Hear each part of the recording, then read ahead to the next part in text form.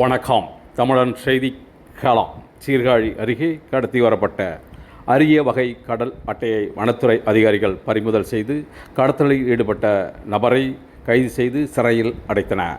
மயிலாடுதுறை மாவட்டம் சீர்காழி அருகே பொறையார் நண்டலார் சோதனை சாவடியில் இன்ஸ்பெக்டர் சுகந்தி, ஏட்டுகள் ராஜாராமன், ராஜீவ்காந்தி ஆகியோர் சோதனையில் ஈடுபட்டனர். அப்போது அந்த வழியாக நாகப்பட்டினம் நம்பியார் நகரைச் சேர்ந்த துரைராஜன் மகன் மழலை மாறன் என்பவரை சோதனை செய்ததில் தரங்கம்பாடி கடல் பகுதியில் பிடிக்கப்பட்ட தடை செய்யப்பட்ட அரிய வகை உயிரினமான கடல் அட்டை 40 கிலோவை கடத்தி எடுத்து வந்தது தெரிய வந்தது. இதனைத் தொடர்ந்து போலீசார் மழலை மாறனை கைது செய்து அவரிடமிருந்த கடல் அட்டையை பறிமுதல் செய்து சீர்காழி வனச்சரக அலுவலகத்தில் ஒப்படைத்தனர்.